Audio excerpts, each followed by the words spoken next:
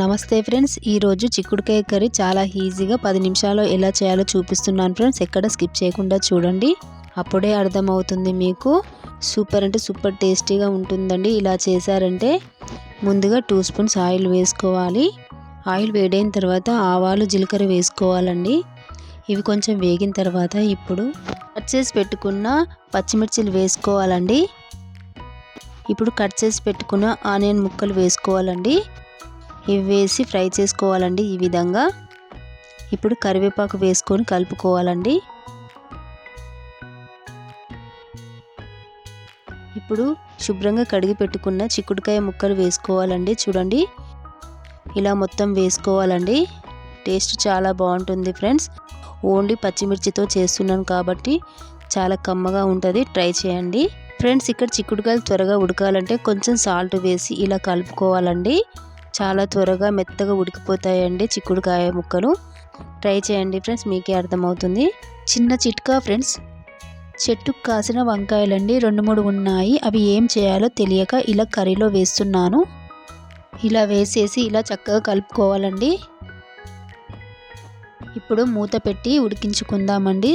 Stove సిమ్లో పెట్టేసి ఒక 5 నిమిషాల పాటు ఇప్పుడు మూత తీసి చూద్దాం. చూడండి ఫ్రెండ్స్, 5 మినిట్స్ తర్వాత చక్కగా ఉడికిపోయింది చిక్కుడుకాయ వంకాయలన్నీ. ఇవన్నీ ఒక్కసారి ఇలా కలుపుకోవాలండి.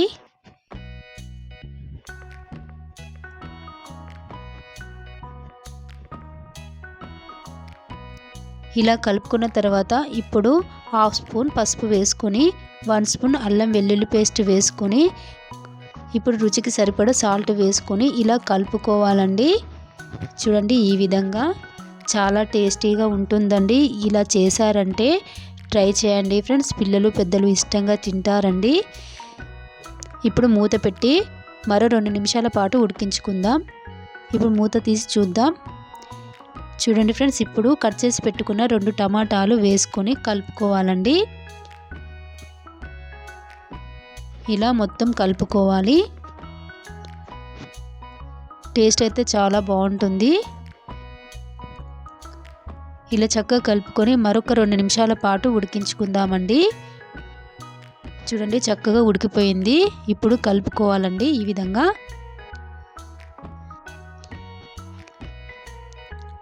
ఇప్పుడు 1 స్పూన్ ధనియాల పౌడర్ వేసుకోవాలి. వేసుకొని ఇలా కలుపుకోవాలి.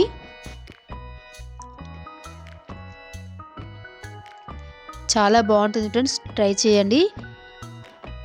చివరిగా కొత్తిమీర వేసుకొని కలుపుకోవాలి.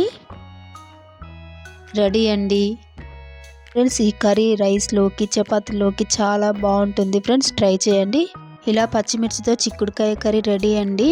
నచ్చితే లైక్ చేయండి. కొత్త కొత్త వంటల కోసం SSRR కుకింగ్ ఛానల్ని సబ్స్క్రైబ్ చేయండి. Thank you friends.